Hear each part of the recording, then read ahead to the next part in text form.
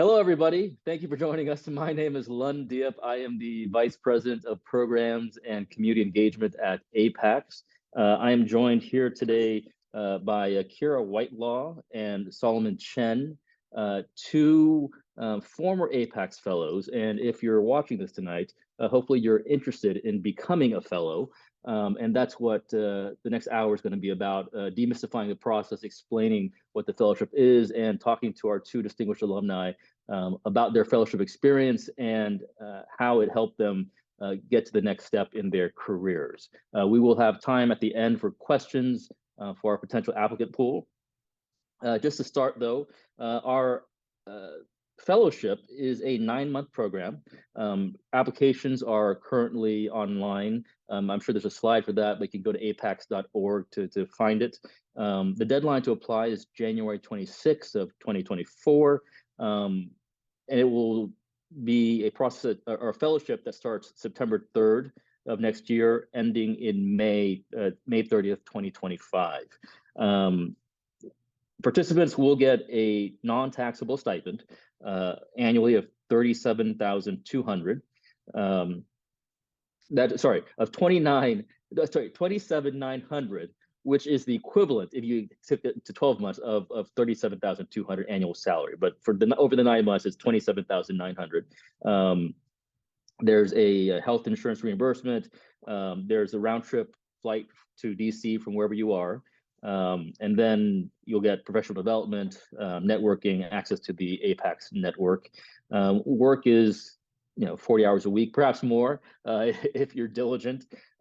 Depends on the office. We have trainings at the office. You get to go to what we call Asian Prom. In May is the Asian Pacific American Heritage Month, and we throw a grand soiree in May. And so a lot of ways to build your network.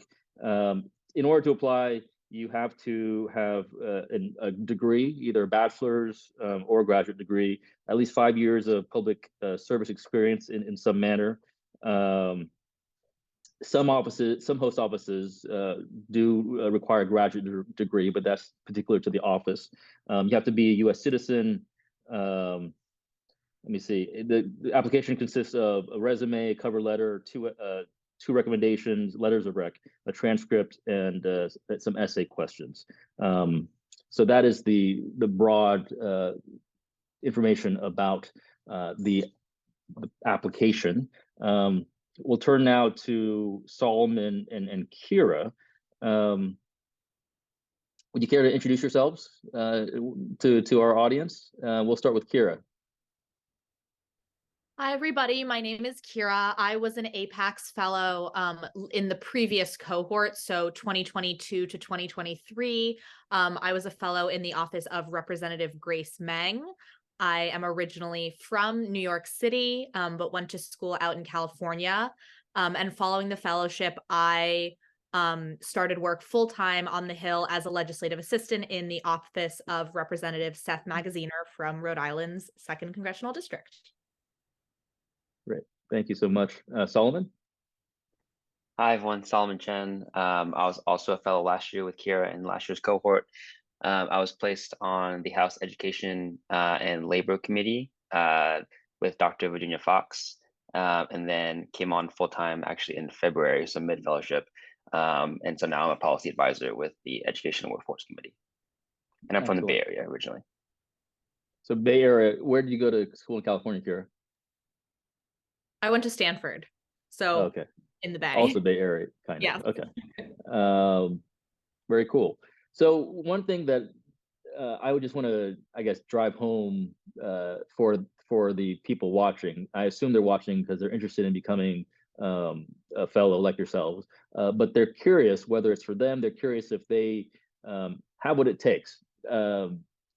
In the sense of maybe they have doubts about moving to DC for the first time, or they're curious about their background, from afar as just a person living and watching the evening news. There's a lot of I guess pomp and circumstance around our federal officials in the executive and the legislative branch. Could you give me each a bit about your own background, your humble beginnings, and so they see that if she can do it, if he can do it, perhaps so can I. Sure, I can start. So I guess in college I studied political science, so I did kind of have an idea that I was interested in policy and in politics, but I didn't really know what that meant. And I actually got an opportunity to intern in DC while I was in college, and I got to intern on the Senate side. And that was what kind of really woke me up to how incredible Capitol Hill is, and what an amazing environment it was. And ever since then, I kind of knew that I wanted to come back, but really just didn't know how to get back here. And I knew that, getting a job on the Hill can be really competitive, and it can also be a little bit of a black box in terms of, it's just hard to know how do you get your foot in the door. And so I was really grateful when I discovered APAICS as kind of that way to find my way back to this place that I was so excited about, but just didn't really know how to return to. So yeah, that's a little bit about me. Sure. Solomon? Yeah, I did debate in high school, and so that got me interested in kind of policy and research. Also studied political science, but I was actually already in DC for a little bit before doing APEX. For a while, I actually avoided the Hill. I worked for think tanks and wanted to do off the Hill things, but eventually had a lot of friends say, "Well, you should at least experience the Hill first to see if you like it." And I think one of the biggest reasons I was drawn to APEX was just the way that I would have that support network, but also it was a 9-month sort of span, and it's designed to build up leadership, whether that's still in DC or also if you go back to your home state, or if you do other local politics as well. So I felt like it was a good way for me to experience being on the Hill, and then I fell in love with it. So that's why I'm still here. Sure. I'll also just really quickly jump in to say, I think something that was really cool about our cohort was that we had people from a huge wide range of backgrounds. So obviously there's just 2 of us here, and then there's many other cohorts as well from previous years. But I thought that what was really kind of unique is that everyone had a different story. We had folks that were straight out of college. We had other folks that had been working for many years. We had, a doctor in our cohort, as well as people with a variety of master's degrees in different areas. So I think there's kind of not any one specific path like to the APAICS Fellowship. There's really we had a huge range of people in our cohort, and I know a wide range of people do APAICS. So if you're watching and you didn't study political science, I think you'll be fine. You still have a chance. Can you, Solomon, walk us through the day-to-day of what it was like to be a fellow? It's different for every person, but if we could each kind of share your slice of it so people can get a sense of it. Yeah, it's definitely very different. And I think also I mean, not to be a cop-out answer, but it really depends on your office and even the Congress. So we joined, Kira and I's year, we joined in an election year. And so in a sense, this upcoming class will also, in 2024, will also be joining in an election year. So you have people a little bit more anxious to leave DC and go back to campaign. And so we had an October recess. And so things were just a little bit slower in the beginning. But I think, and especially on the committee side, which I know we'll talking to a little bit more, committee work is just very different from personal office side. But I would say in the very beginning as a fellow, a lot of it is really getting acclimated to your office, and really building that trust in those relationships. And so it's really being willing to take on whatever tasks are available. So in the beginning of my fellowship, I kind of touched on a lot of different areas. I touched a little bit on comms, so prepping for kind of tweets or comments related to news, or helping on research on a wide variety of different projects. But then as time goes on, as you sort of build that trust and show which areas you're more interested in, then it starts to narrow. So as time went on in my fellowship, then I started becoming more and more kind of less comms, much more in the policy side, and now much more in the higher ed side, which is eventually what I do now. Okay. Kira? Yeah, I agree completely that it really depends on a lot of things. And I think also something that I know a lot of staffers that work on Capitol Hill will say is that every day is so different because, you kind of have your long-term projects that you're working on, but there's also, random crazy things that arise every single day. And so definitely no 2 days are the same. But yeah, I think I also really got a chance to do a lot of different things, whether that was also kind of on the communication side, working on social media or writing talking points for various speeches that my boss was going to give. I also got to do a lot of policy work, and kind of by the end of my fellowship, that looked like, introducing bills, helping to write legislation, things like that. I got to attend a lot of interesting events with and without my boss, as well as take meetings with a lot of different constituent groups or stakeholders.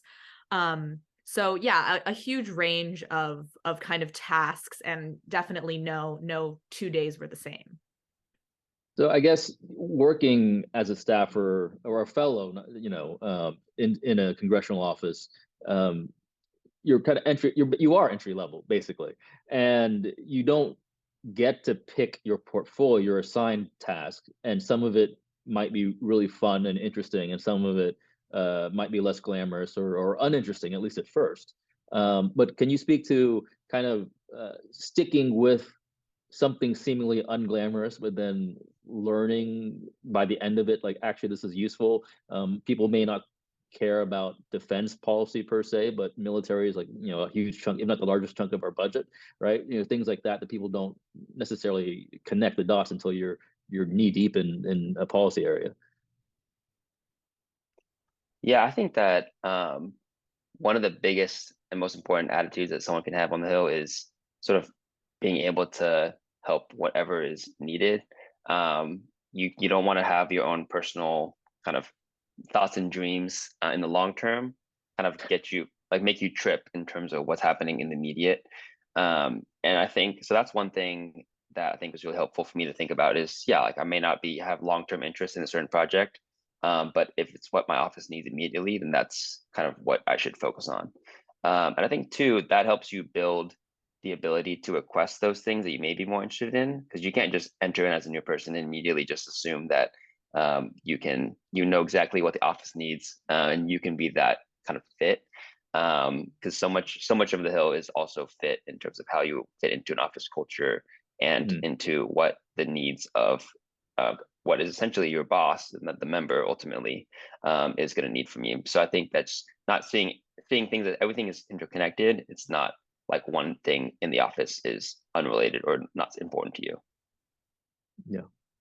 Yeah, I agree with that completely. And I think there are tasks that may kind of seem unglamorous, but as you said, end up being really important information that you can use down the line. Even, for example, one thing that a lot of entry-level staffers have to do is give tours.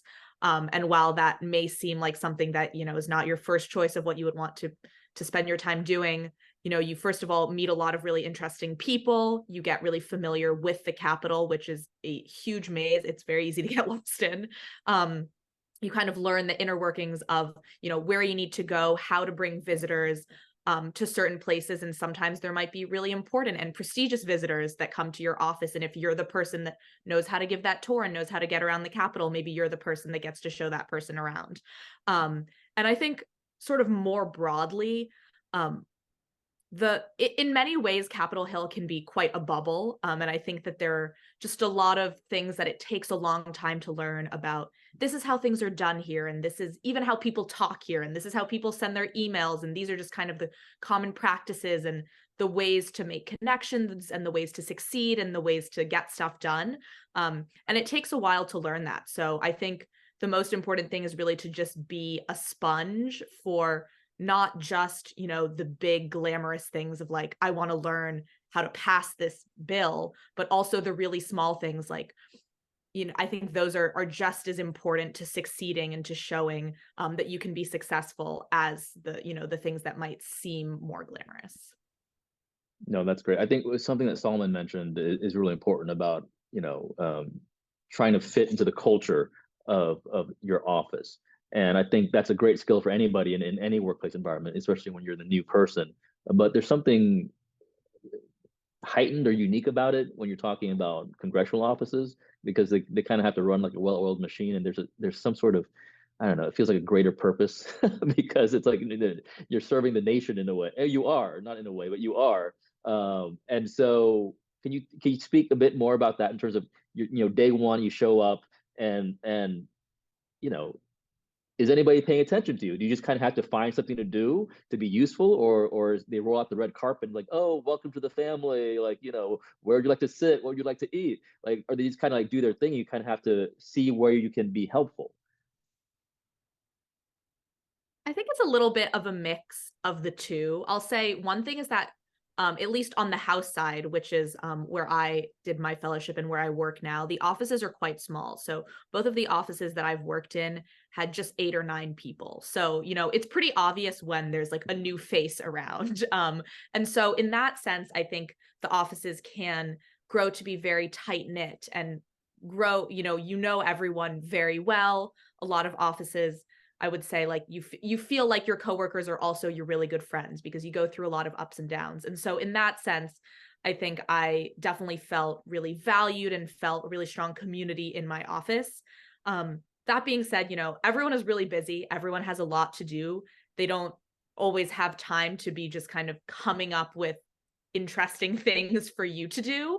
And so I do think that sometimes it's about sort of understanding all the work that's going on and just doing your best to, contribute to that, and make everyone's lives easier and maybe take initiative and find your own tasks and ways that you can be helpful. But it's not always going to be the most interesting or exciting thing because you're really there to kind of help your office, not to create more work for other people by, trying to get them to come up with something for you to do. Yeah. Yeah, no, definitely agree on that. And I think it's a continually striking that balance between being proactive on things that you are interested in, and then also seeing how that fits into what the office is interested in and what the member is interested in. I think the staffers who are the most accomplished on the Hill, or to kind of do it the best, is when they're able to really marry those two things together. And so I think it's really, you don't want to enter in saying, oh, I'm just going to do what I want to do, and hopefully the member also agrees with me, or the member should agree with me, which is potentially problematic. But you do want to definitely be proactive and show your office that you are interested in certain topics, and so it's a kind of a mix of both those things. And I think too, another thing that I would say is people are always noticing and watching, even if you don't necessarily think that they are. So something that in my office, so I left early, and one of the things that my boss had mentioned kind of when they offered me the job was that she had seen me work really well with the team that I'm currently with, which is the higher education team. And I hadn't really thought of that when I was working with them, but it's just one of those things that even if you're not thinking about how, even if you're not evaluating or thinking about how your work product is making make an impact, people are observing it, and if it's really good or if it's helpful, then they will kind of keep that in mind. And so I think it's something to always think about is people are noticing and watching, and it's good to kind of be that helpful contributor, like Kira said. No, that's really great. I just want to say to the folks watching, please feel free to drop your questions in the chat. I'm going to keep talking to our guests for a little bit longer, but we will spend some time on your questions. So when we turn to that, I hope there's some in the box ready to go. On the point, well, one of the reasons that we invited both of you is because one of you, Solomon, you were on a committee, and Kira had the kind of more typical working for a member experience. So I just wanted to kind of contrast that. I mean, so most people are watching the news, like they see Congress members on the news. They don't see committee work. So coming to DC, you want to be with something that you see in the movies.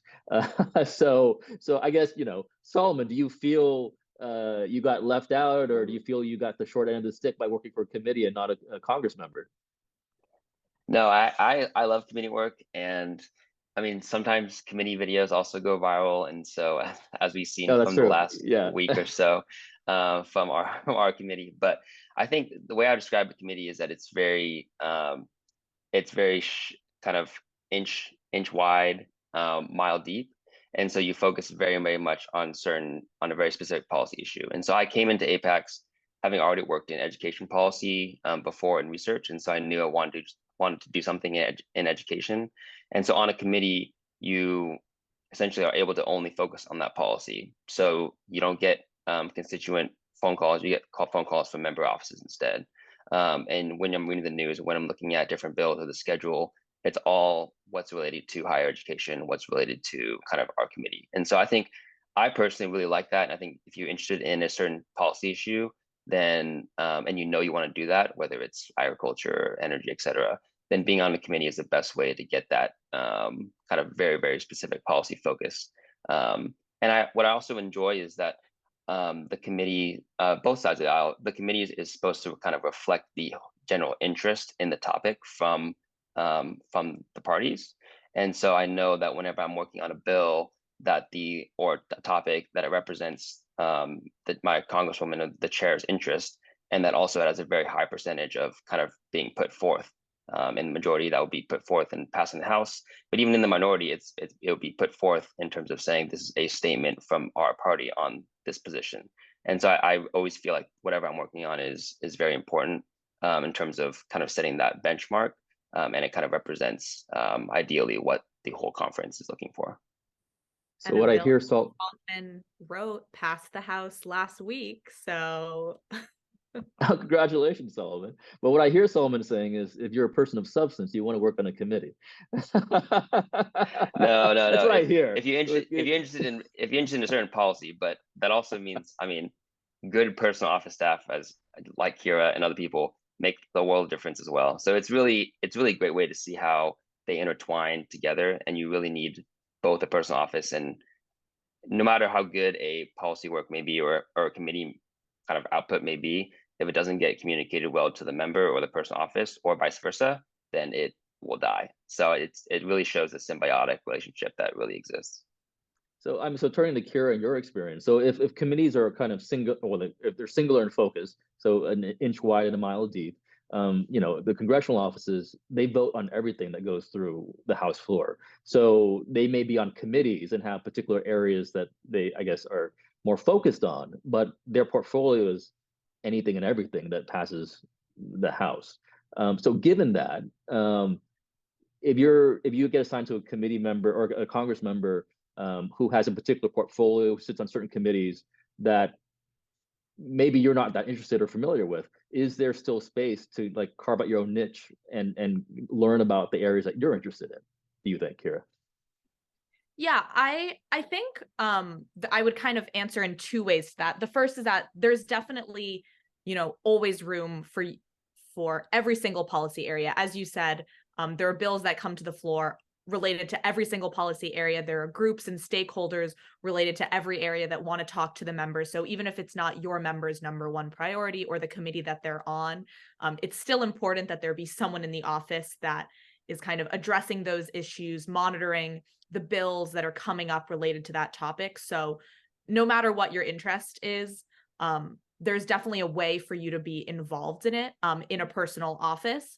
I would also say, though, that there are often ways that you might kind of not expect that the area that you are interested in intersects with what your member is doing. So, for example, my former Ross, Representative Meng, she only sits on one committee, which is the Appropriations Committee. And, within appropriations, she sits on a committee related to the State Department and foreign operations. And I was never really interested in international relations. I had actually come in with more of an interest in environment and energy. And so I was like, oh, that's not of interest to me. But I think being in that role kind of encouraged me to think more about how might we want to, exert influence on energy policy or environmental policy when we think about our foreign policy. And so it kind of pushed me to think about how issues are always intersecting. And I think that you can find a way that your personal interest intersects with the members' priorities in pretty much always every single instance. Sure. That's really great to know, and I guess reassuring for folks, because people don't always land with their first choice office. Turning back to the APAICS cohort, how would you say, having other fellows to lean back on it as friends and colleagues helped your year or your 9 months on the Hill? Like, when you get to the office, do you immediately feel like a staffer? I mean, is the being a part of the cohort somebody you can be like, oh, share information with, and this is where the good food is, and this is where the nice party is, and what are you doing? This is what I'm doing. Comparing notes. Was that helpful to y'all at all? Yeah, I have to say, like, it made the world of difference. And I came to DC. I moved to DC to do APAC. So I didn't know, honestly, like a single person here when I came. And to be honest, like the friends that I made through my APACS cohort are now my closest friends in DC, including Solomon. My roommate right now was another fellow that was in my APACS cohort. And we met through APACS. And I think it was amazing just to have a group of friends, honestly, kind of built in that we're all new and exploring the city together and adjusting to this new, crazy, insane job together. And we, had a group chat where every day we would both be able to talk about work and say, like, oh, I have a stupid question that I'm scared to ask aloud in my office. Does anyone know the answer to this question? But also to talk about non-work things, as you said, like, where are the good receptions, where's the good free food, and even just to hang out, after work and on weekends. So really, like, can't um, speak highly enough about the value of having a cohort. And speaking of the free food, there are a lot of receptions in DC, not just on the Hill, but all over. One thing I think, as a practical matter, I should ask on behalf of the people watching. Um, I mean, how hard was it moving to DC? Living off a stipend, untaxed stipend, and finding housing, and then roommates. Can you get your own like penthouse suite? Did you need roommates? Did you all have roommates? Did you live in Noma off the Hill? Did you have to go to Maryland? Like, just practical stuff like that. Yeah, it was slightly different for me because I was already in the area, and so I had a place that I was already living in. But obviously, the stipend is not, you're not going to work for Goldman Sachs, so it's not a crazy amount of money. And so I'm not. It definitely you do definitely have to make kind of smart budget decisions, I think. But I think that is one of the things. I mean, besides just kind of going to receptions and getting food or kind of taking advantage of those opportunities. But I think also knowing that the stipend in APAICS is not, I mean, it's not designed to be a full-time, like it's a 9-month program. It's designed to be a pathway. And Yeah. so that's not the salary that you are going to need to live on for the next 5 years. And I think just being able to, if you're able to kind of make those kind of decisions. It's not easy, but it is doable. Doable, yeah. Yeah, and I'll add just a couple quick things. One is that, like, really remember that it's untaxed. I kind of forgot when I started working full time, like, how much of your salary is taken away when it is taxed. So I was like, oh my gosh, I'm going to be making like so much more than I was during APACS. And actually, I'm not making that much more than the stipend, even though I thought it was going to be so much more, because now obviously my salary is taxed. So that's one thing that I would just urge you to remember. I did, yes, live with roommates, and obviously, was not living the most luxurious lifestyle ever. But I think also something that I would just note, and especially as someone who went to school in the Bay Area and now have a lot of friends that are living in the Bay working in tech, something that I think is nice about living in DC, and especially like with the APAICS cohort, is that a lot of people here are working in public service. Public service is not known for having the highest salaries. And so at least you're kind of with other people that are in the same boat. Something I sometimes feel if I go to San Francisco or New York to visit friends is that I'm visiting friends that have, much, much higher salaries than me. And that can kind of create, at times an awkward pressure or something like that. And so I think one thing that at least is nice is that a lot of the people that you'll know or that will be your friends are in a similar boat to you. And so at least that you're not going to feel pressured to be, going on very lavish excursions, because a lot of your friends will also kind of be, working those public service salaries as well. Yeah, sure. So definitely it's doable. I think the fact that the stipend is not taxed, it certainly goes a long way to making it comparable to an entry level position on the Hill. And we'll soon turn to the questions from our attendees. But I want to ask one last one before we turn to those. Solomon and Kira, you were from the same cohort, and obviously you've mentioned you're friends, and you remain friends from that. Solomon, you work for a Republican, currently for a Republican member, and Kira, you for a Dem. So I mean that's like another kind of difference between the two of you. Did you know, in terms of being on the Hill and interacting with folks of a different political persuasion, of different opinions than you, I mean, do you find that I guess I don't know, like distasteful? Do you find it helpful in terms of your learning experience, exposing yourself to people who challenge your ideas? Are you learning because of it? And just kind of that experience, you know, coming from California, for instance, you may not meet a lot of Republicans if you're not in the Central Valley. And Solomon, like, you know, do you feel lonely being like, because obviously a lot of times it's you're the minority, right? So how I'm just kind of putting that out there. Yeah, no, I mean, there's a lot of the headlines about DC and politics tend to be more of the kind of the people who are kind of at the further ends of the spectrum, or those are the headlines that sort of get the sound bites. But I think one of the things I really appreciated kind of about having friends like here, or just friends who have different political kind of opinions, which also includes people within your own party, as evidenced by a lot of discussions, is that I think that's really one, it helps kind of humanize a lot of the issues. So you don't think of people just people are much more than just how they vote, or even what opinion they hold on a certain issue. And so I think you're really able to see people as kind of individuals and friends, and people who also may have different opinions, but are ultimately trying to work towards the same goal, which is making this country better. And so I think that's really helpful and helps sort of fight some of the polarization that happens.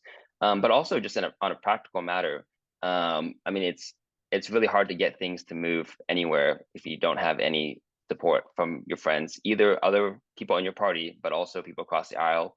And so we're in a divided government. It's very unlikely, or it's more likely than not that the government will always kind of be divided within those three branches. And so I think it's really important to kind of have those friendships. So I think I've really appreciated kind of having that bipartisan interest. And I think that's another thing that APAICS actually does very well, is wanting to kind of see representation across the aisle. And I think that's kind of that's a good sign to show that, yeah, we can have differences in opinion, but still kind of be friends and still work towards the same goal. Great. Yeah, I agree with that 100%. I don't have much to add, but Sure, perfect. that's fair.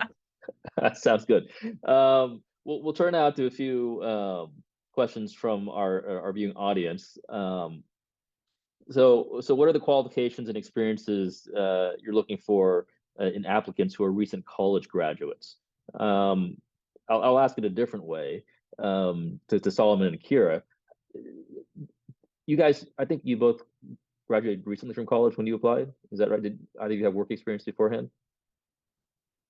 I worked for a couple years after, so I was out of school for maybe 4 years, or Okay. Yeah, 4 years. Mm-hmm. So just, I mean, as a tip to applicants, what do you think would make an application stand out, having gone through it?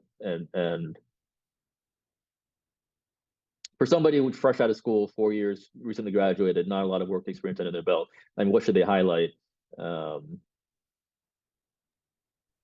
Yeah, I think that's a good question. I'll say, like, my primary work experience was I worked as a ski instructor for 1 year, essentially, prior to doing the fellowship. So, you know, not necessarily like the most transferable skills, although I would argue that it did give me a lot of important skills. But I think, honestly, APAICS is just really looking for people that are really passionate and that really like care about this mission of you know, representation in government. And I think that the most important things that I think the kind of like essays, if I recall correctly, or that were asked to me in the interview, were really just kind of reflecting on my background and who I am and why did I want to do this fellowship? Why did I care? Why was it important? And why was the mission of APAICS important.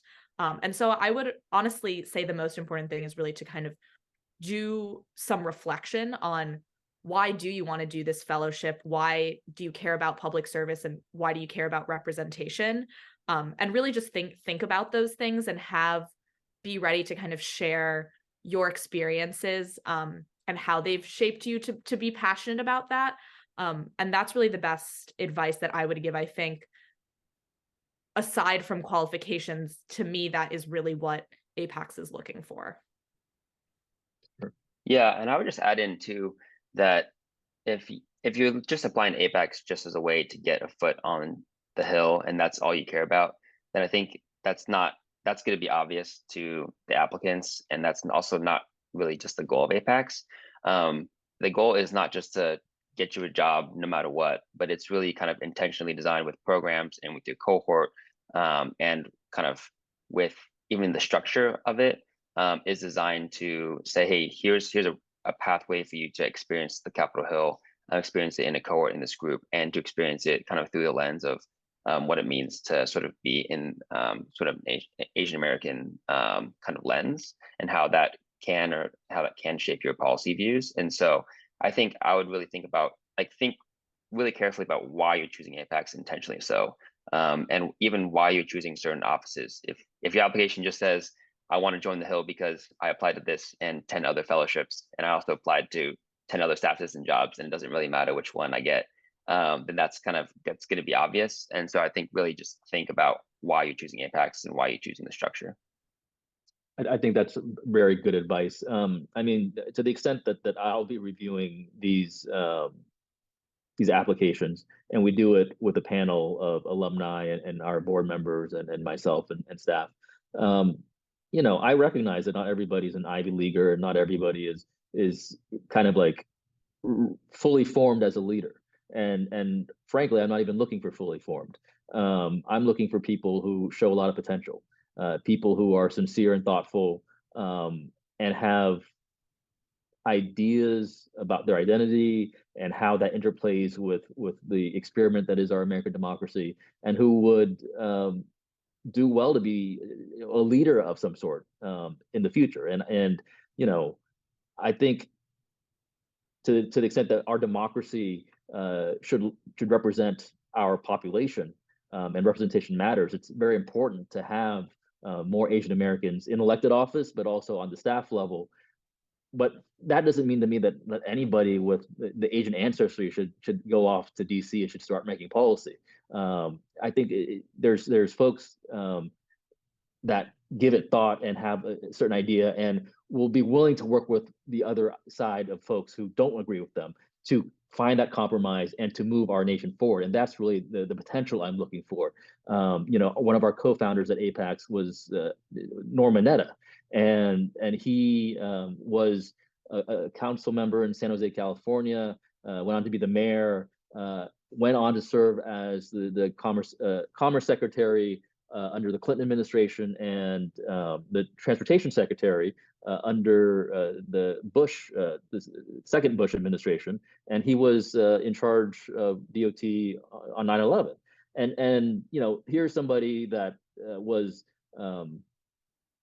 his family was interned during that time in our American history, and that experience could have embittered him, but he experienced that. He went on to serve and to make America better, to make sure that would never happen again. And I think that sort of optimism is what I'm looking for in like people who go through APAICS program, because I want to continue that legacy of Norm Mineta. So I'm not looking for necessarily straight A's and like a stellar resume. I'm looking for potential. So I hope that answers that question. How are placements decided? Do you want to talk about your experience with that quickly? I mean, I can go over it just very quickly, but I guess I will. So there are 2 rounds of interviews. Applications are reviewed by our board of alumni and board members and like a selection committee, basically. And then we forward those to certain offices for interview as well. So you have to kind of make two cuts, one with the initial selection committee, and secondly with the office that will select you. So you don't necessarily get to pick the office that you go to, but there will be an office or a committee available. And we in APAICS work on that on the back end when we try to focus on what the interests of the particular applicants are and try to align those with the committees or Congress offices that are available. So I don't know if either you want to speak to that experience briefly. Yeah, well, I can just say one, yeah, definitely is. I mean, what I found from APAICS is that they saw it already been education policy, and so they were more than willing to kind of work with me and my interests. And something I really appreciated as well was that my committee, my job had not had an APAICS fellow before, but APAICS was not afraid to sort of reach out and sort of kind of see if that placement could be a possibility. So I really am appreciative of APAICS for kind of willing to do that and build that partnership where previously it didn't exist. And so I think the organization does a great job of, as much as possible, wanting to align kind of the applicants with an office or position that's best suited. But also, even if it's not, I think we mentioned this before, even if it's not your ideal member, I think it's still a great chance to learn. And you also may be surprised what you think on paper versus what actually you may like in practice. It can be very different. Okay. Maybe accurate, or I was just going to add quickly that I think like there are a few different factors that could make you kind of a good fit for an office. Maybe it's just that it's a place that you're from. I worked for a New York member. I'm from New York City, so it was kind of a district that I was very familiar with. But it also could be that that office has a specific need for someone who's an expert in a specific policy area, regardless of whether you're from that state or not. Or maybe it could even be they're looking for someone to do communications and you want to do communications. So I think there are a variety of factors that might come into play. All right. Thank you for that. So we have a question here that says, what is the process of moving to work at a different office like? Why are some of the reasons you move offices after your fellowship ended? I mean, the most obvious reason is the fellowship ended, and as a fellow, you're not a staffer. You're not being paid by that office. You're being paid through APAICS. And so basically, when the fellowship ends, there isn't always room for you to be hired in the host office you're at. I believe there's I forget the exact number, 16 or 18 member cap on congressional offices for staffers. So there may not always be an opening, but that's the most obvious reason. But I'll leave it to you two to fill in the gaps. Yeah, so I think I want to say almost half of our cohort did either during the fellowship or at the end of the fellowship get hired on full time in their office, which is really fantastic.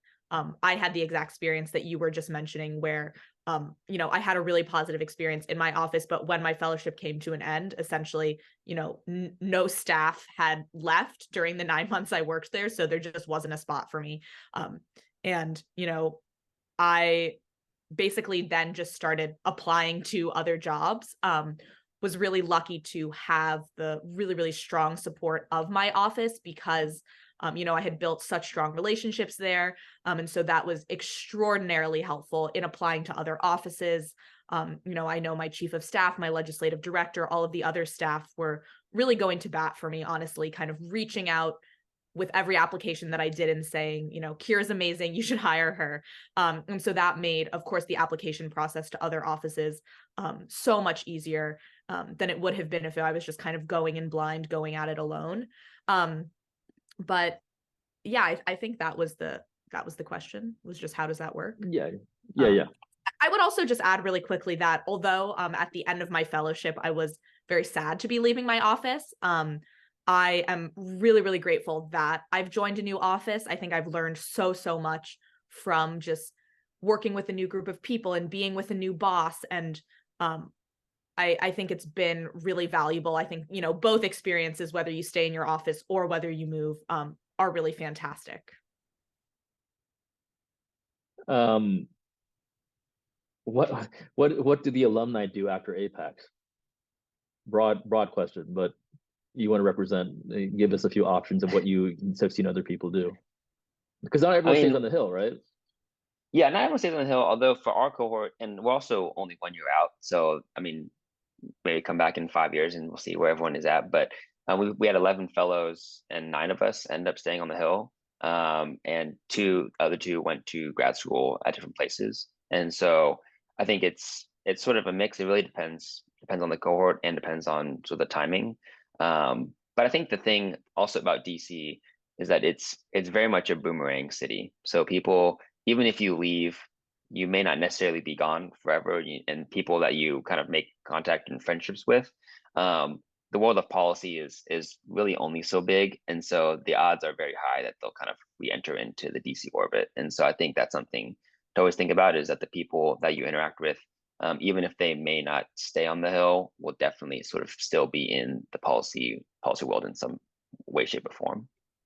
Sure. And maybe I could refine the question a bit. What would you say, Kira, are the skills that you learn, through the fellowship, working on the Hill, and how does that translate to, I mean, what are your options now? If you wanted to pick up and go now, like, the world is your oyster. Like, what are your options and why? Yeah, I think first of all, just knowing how Congress works is so valuable, no matter where in kind of the policy sphere you want to be, whether you want to work in lobbying, or whether you want to work in grassroots activism, or whether you want to go work at a federal agency and work in the executive branch. I think, there are so many different actors in the policy sphere. And I think understanding how Congress works and how, like how bills get passed, how the sausage gets made, is going to be invaluable no matter kind of where you land in that policy sphere. And I would also just say there are so many skills you'll learn, about how to do effective communication, how to do policy analysis, how to build relationships that also can be valuable in any workplace, of course, but especially, in any government workplace. I know of a fellow from the cohort before ours who is going back to his hometown to become chief of staff to the mayor of his hometown. And Mhm. so I think, obviously he's going from kind of the biggest level of government, the federal government, all the way down to a pretty small town that he's from. But it just goes to show that kind of those skills of working in government, I think, can be very transferable no matter what level of government you're at. And also, I'll add on to that. Having been in elected office at the local level myself, there is a certain mindset that you pick up in DC when you work in Congress, and I'm less talking about skills based, although skills is very important, like knowing how to write a memo, knowing how to organize, knowing how to get straight to the point, knowing how to deal with constituents, but just this idea of protocol and Mr. President, Madam Vice President, a Congress member or the member, standing up when somebody important walks in the room. These are like small things that people working in local government at the state and local level, they don't have it to the same degree. And so when you're coming from DC and you want to go work for a mayor's office, or I dare say governor's office or somebody, I think you have a very high shot of being there, because people want those skills, and you're more battle tested in DC than you are in other places. So that is certainly an avenue as well. What counts as 5 years of public service for the application? I mean, clearly this fellowship is for folks coming out of college. So we're not looking for work experience. I mean, we're looking for leadership, and that could be student leadership, club leadership, things that you do for a church or synagogue or temple, just to demonstrate that you're public minded.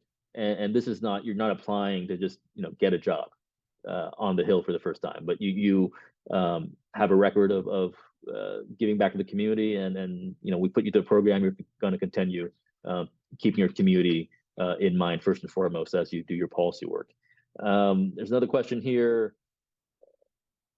How many fellows and applicant were there, and then how many applicants in the last cycle? In your fellowship class, how many fellows did you have? You said 11, is that right? You said so 11 last cycle. This year we have 15. And next year we should at least have 15. I'm pushing for 16, perhaps 17. So we're always looking to grow the program, but that of course is dependent on our ability to fundraise. And so that's, you know, all goes into the level of stipend, how many fellows we can support through a program. I can't speak to how many applicants. I wasn't here for when these two were fellows, but we're looking to fill a class of, let's say, 16, 17 folks, and we're looking to build a class that is geographically diverse, politically diverse, you know, diverse in experience, and you know, even work and life experience. So that is what we are looking to build. And I think one thing that I'm looking to work on, since I'm new and trying to leave my kind of mark on the APAICS program, is building more of a skills development, leadership development, you know, element to the program. I think in your cohort, we got you here, and we left a lot of your development to what you went through on the Hill, and we would, you know, have events that we'd go to together, and speakers, and some you know, something along those lines. But I'm really hoping to have more of a rigorous and every few weeks type program, more of a scheduled program for professional development, and also to build out an alumni network that all of the APAICS family, whether you're a fellow, an intern, somebody who went to a program of ours about how to run for office, you can call on each other to support each other, ask for advice, ask for mentoring, and be sounding boards for each other as you continue your careers through public service. For instance, you know, Solomon and Kira, I mean, they're done with the APAICS program, but they're happy to spend an hour of their night here today to give back to the community and help potential APAICS fellows understand the process. I mean, Solomon or Kira, could you speak to kind of how you feel about the network that we've built and how we're doing? This is definitely, I think, arguably, to be honest, the biggest perk of doing APAICS is to be able to be tapped into that network. As you said, so many of the APAICS alumni are so willing to give their time and energy and effort into supporting the current fellows. So many of my closest friends and mentors on the Hill are APAICS alumni, and you know, this program now luckily has been going on for long enough that there are APAICS alumni in really cool and inspiring and amazing places, both on Capitol Hill and off. You know, at kind of the highest levels of the government, doing really, really cool jobs. And I think it's so incredible that even those people that are honestly like really important will take time out of their day to get coffee with me, or to answer a quick call or email when I need advice. So I really think being tapped into that network has definitely been one of the things that I've been most grateful to APAICS for.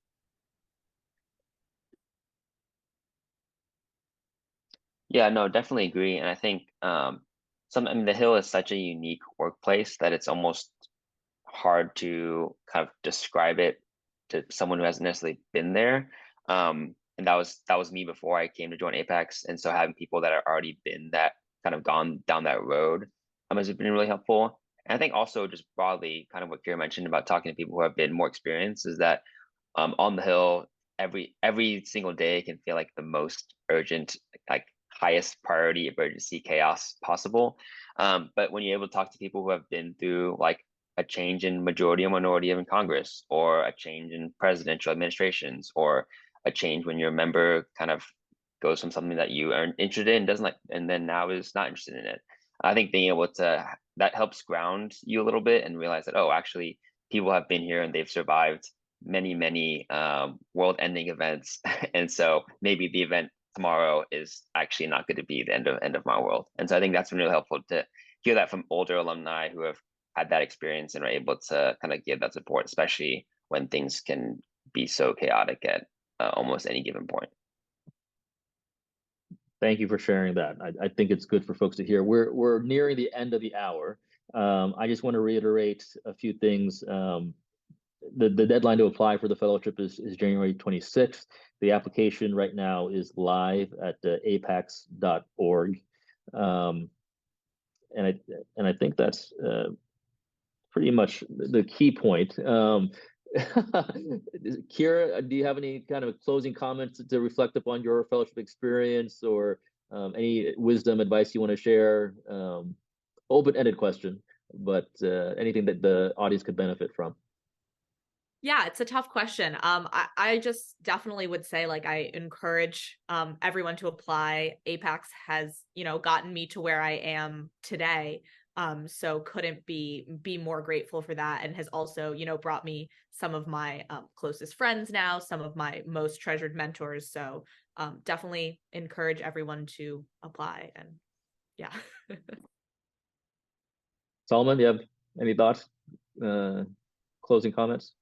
Yeah, no, I agree. And I think something that people talk a lot about on the Hill is burnout, whether it's long hours or whether it's feeling like you're in a kind of a toxic environment, or just whatever miscellaneous things can happen.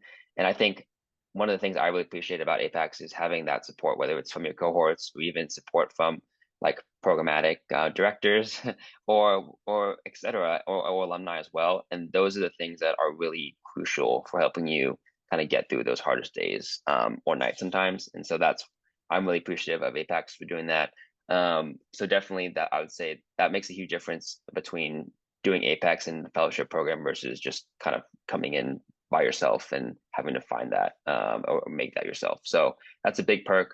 I'd also say don't be afraid to reach out to alumni at literally any point. Kira and I are more than happy to talk to you, and I had a lot of alumni that were willing to talk to me even before I applied, just to share their experience. And I think the more that you can learn or show an eagerness to learn about the Hill before you even get here in DC, the better. So definitely don't feel afraid to reach out and talk about APAICS or just talk about the Hill in general as you're thinking through whether or not you should apply or accept.